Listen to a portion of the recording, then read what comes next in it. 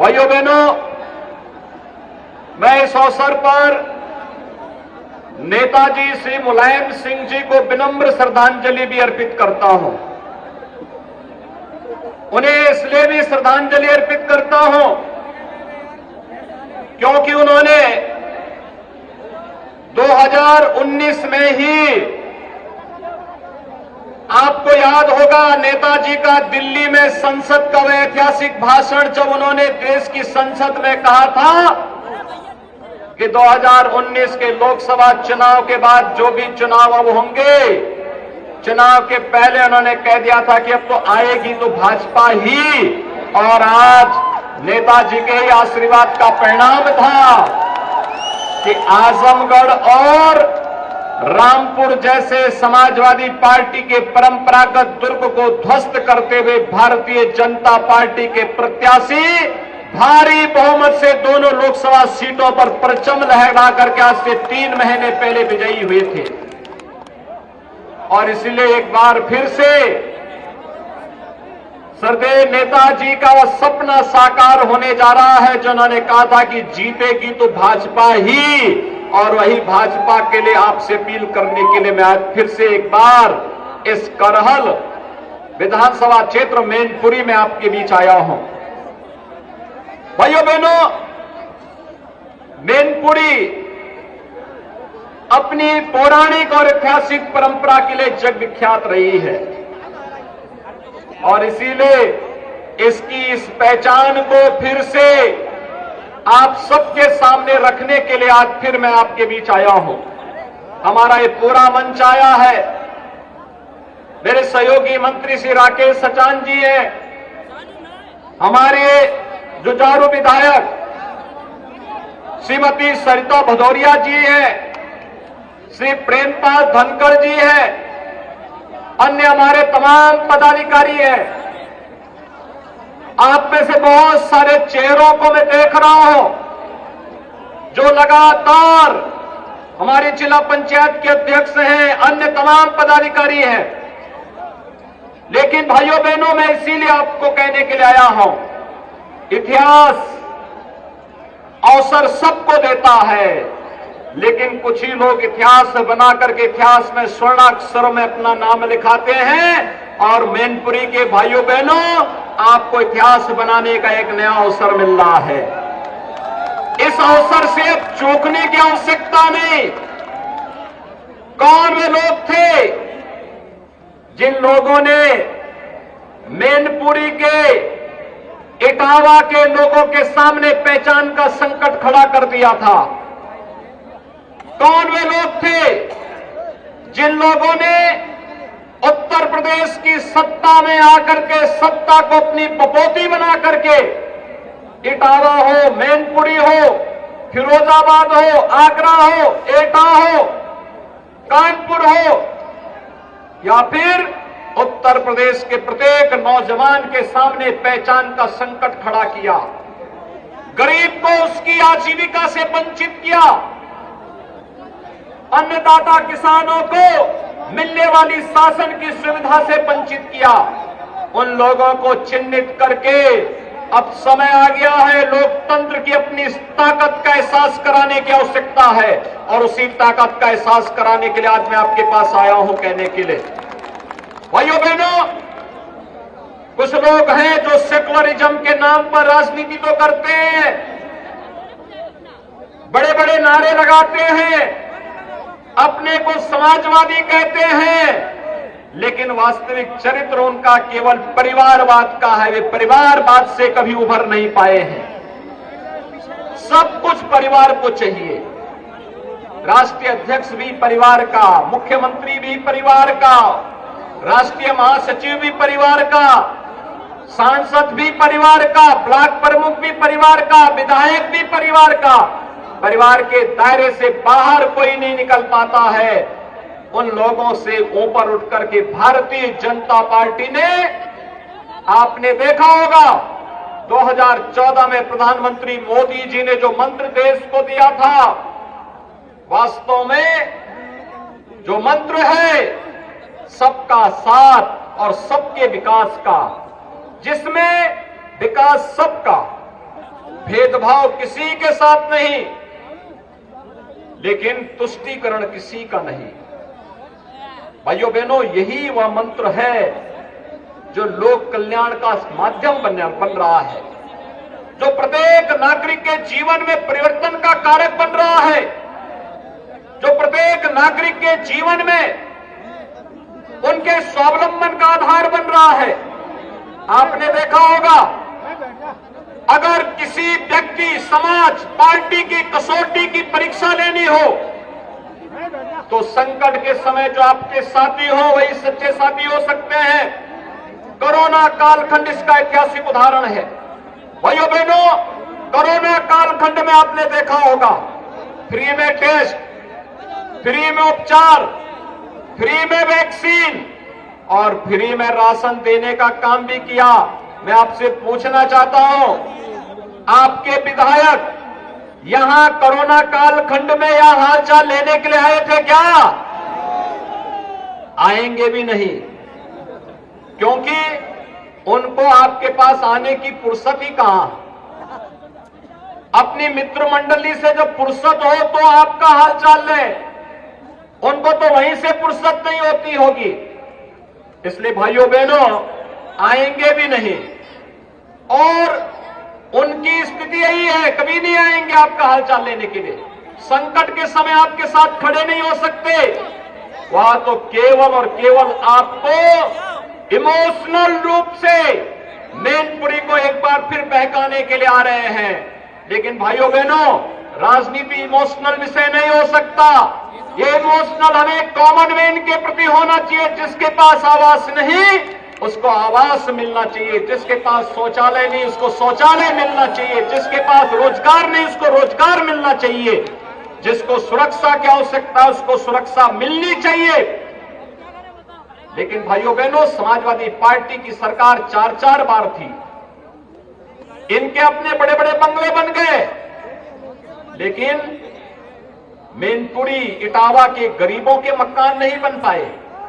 इनकी जमीनों पर कब्जा जरूर हो गया, लेकिन इनके अपने मकान नहीं बन पाए, इनके विद्युत के फ्री के कनेक्शन नहीं मिल पाए, इनके घर में शौचालय नहीं बन पाए, इनको उज्ज्वला योजना के रसोई गैस के कनेक्शन नहीं मिल पाए।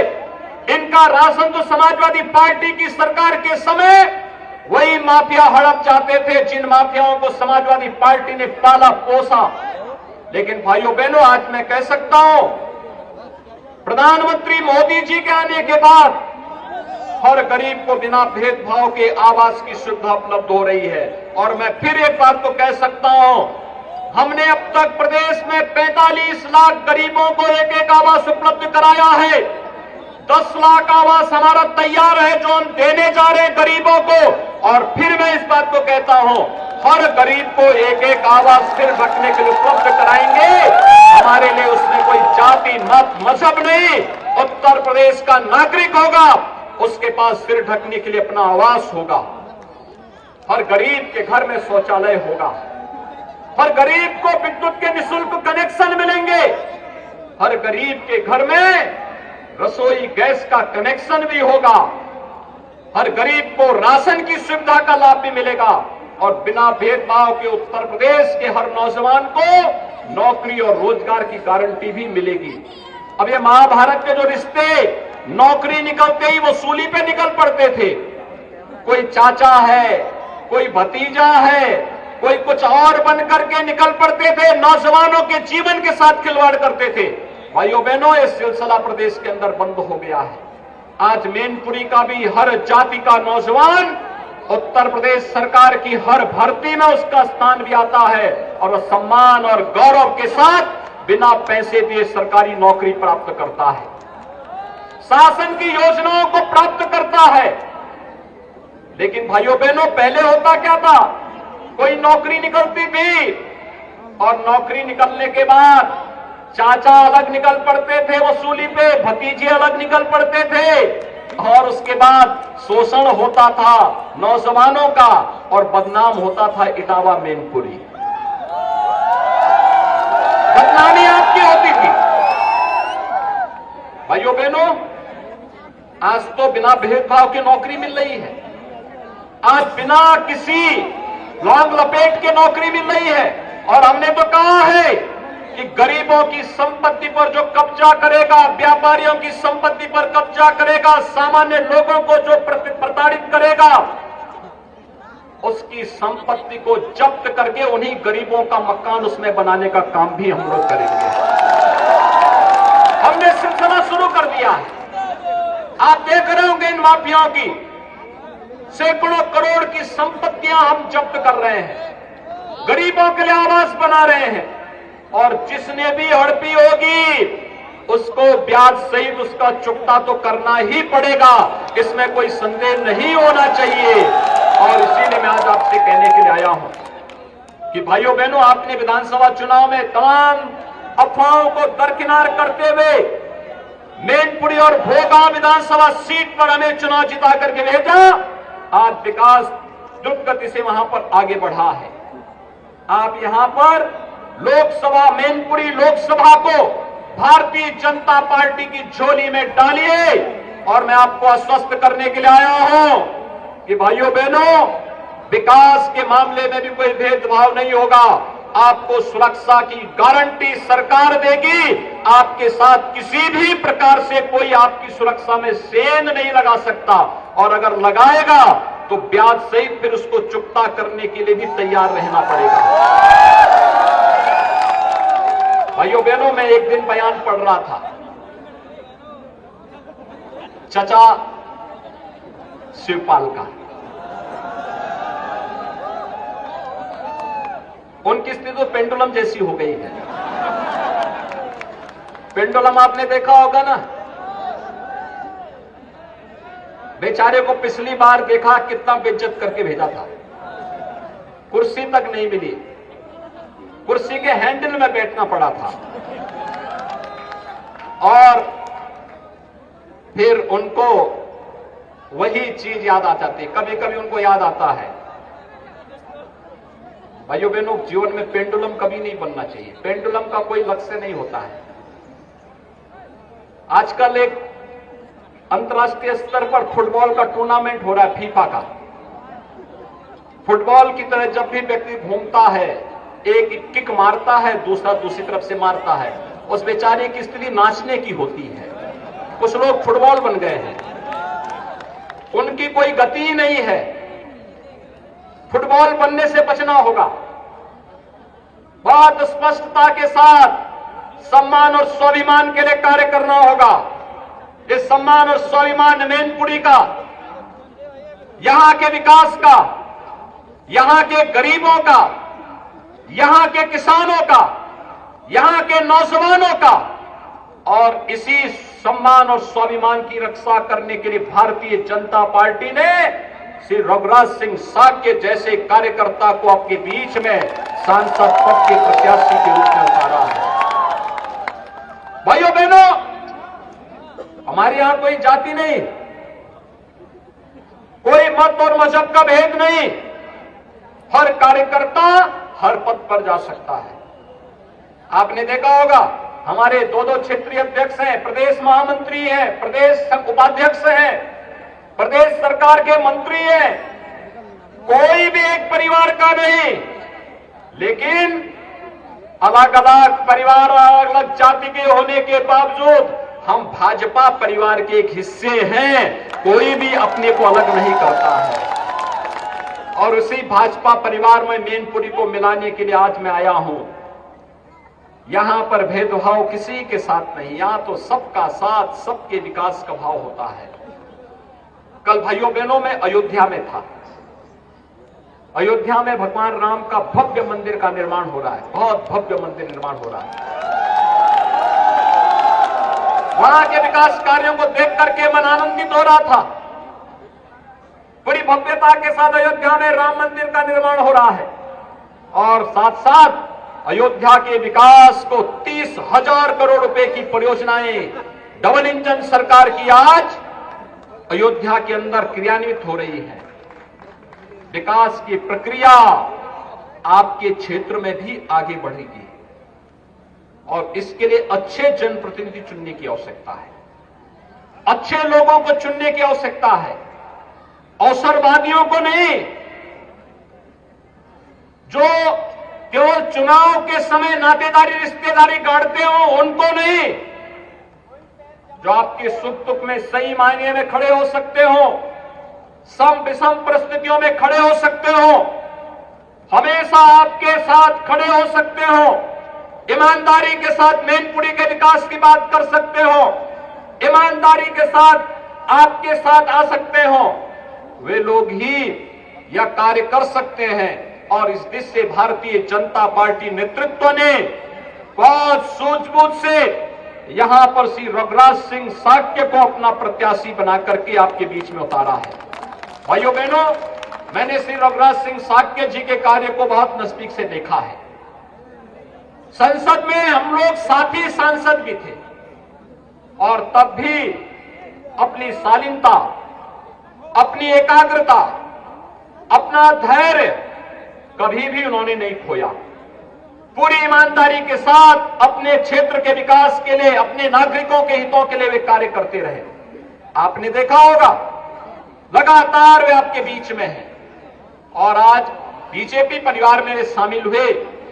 बीजेपी में शामिल होने के बाद कहीं कोई पद की मांग उन्होंने नहीं की, केवल एक सामान्य कार्यकर्ता के रूप में कार्य करते रहे और सामान्य कार्यकर्ता के रूप में कार्य करते करते भारतीय जनता पार्टी नेतृत्व ने उनके कार्य को देखा और उसके बाद तय किया कि अब मैनपुरी किसी परिवार की विरासत नहीं बन सकती। मैनपुरी एक सामान्य कार्यकर्ता के नेतृत्व में विकास की एक नई ऊंचाइयों को छुएगा और इसलिए मैनपुरी उपचुनाव में श्री रघुराज सिंह साक्य जी को भारतीय जनता पार्टी ने अपना प्रत्याशी बनाकर के आपके बीच में उतारा है। भाइयों बहनों, मैं केवल आपको इस बात के लिए आश्वस्त कर सकता हूं कि आप भारतीय जनता पार्टी पे विश्वास करिए। मैनपुरी विधानसभा और भोगांव विधानसभा ने विश्वास किया। आज वहां पर विकास की नई योजनाओं को लेकर के हमारे दोनों विधायक श्री जयवीर सिंह जी, श्री रामनरेश अग्निहोत्री जी वहां पर कार्य कर रहे हैं। इटावा से श्रीमती सरिता भदौरिया जी कार्य कर रही हैं। लेकिन भाइयों बहनों, बाकी विकास की योजनाओं के बारे में बताने वाला, वहां के नागरिकों की समस्याओं का समाधान करने वाला वह भी तो होना चाहिए। और इस बीच से अगर मैनपुरी से भारतीय जनता पार्टी उपचुनाव में जीतती है तो भाइयों बहनों, विकास की इतनी योजनाएं यहां के आम नागरिक के हित को ध्यान में रख करके सामने आएंगी, उसकी कोई कल्पना ही नहीं कर पाया होगा।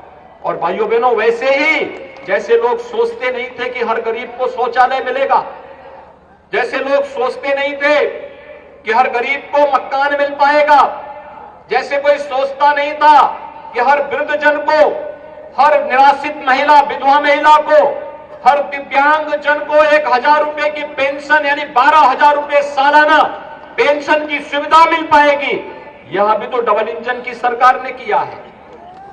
अगर इन समाजवादियों का बस चलता तो इन गरीबों के पेंशन भी लोग हड़प जाते, ये भी हड़प जाते, गरीबों का राशन हड़प जाते। लेकिन भाइयों बहनों, आज तो हम 15 करोड़ गरीबों को प्रदेश में राशन की सुविधा उपलब्ध करवा रहे हैं। 15 करोड़ गरीबों को रोजगार की नई संभावनाएं आगे बढ़ रही हैं, नई नौकरियां लग रही हैं, सुरक्षा का एक बेहतर माहौल प्रदेश में हुआ है।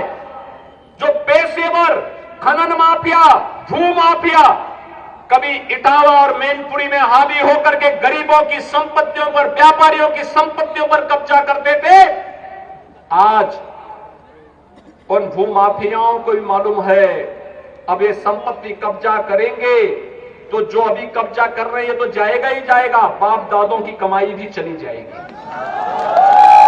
और इसलिए अब उनको एक चेतावनी भी है, वार्निंग भी है। अब ये नया उत्तर प्रदेश है, ये नया उत्तर प्रदेश कानून पर विश्वास करता है। हर गरीब, हर किसान, हर नौजवान, हर बहन बेटी की सुरक्षा और उनके सम्मान और स्वावलंबन की ओर उन्हें अग्रसर करने के लिए प्रतिबद्ध तरीके से कार्य करता है। अराजकता, न बर्दाश्त करता है और न अराजक तत्वों को ही बर्दाश्त करता है। आज दंगा मुक्त प्रदेश इस बात की गवाही देता है। आज प्रदेश में कानून व्यवस्था की बेहतर स्थिति इस बात को प्रमाणित करता है। और इसलिए भाइयों बहनों, मैं आज आप सबका आह्वान करने के लिए आया हूं। आप सभी क्या भारतीय जनता पार्टी के प्रत्याशी रघुराज सिंह साक्य जी के समर्थन में कमल चुनाव चिन्ह पर वोट देंगे?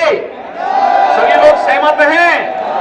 जहां तक मेरी आवाज जा रही है, दोनों हाथ ला करके मुझे आश्वस्त करिए, जहां तक मेरी आवाज जा रही है सभी लोग, मैं आश्वस्त होकर के जाऊं, बूथ संभालेंगे, बिना भय के वातावरण में बूथ संभालेंगे, एक एक वोट कमल चुनाव चिन्ह पर जाएगा।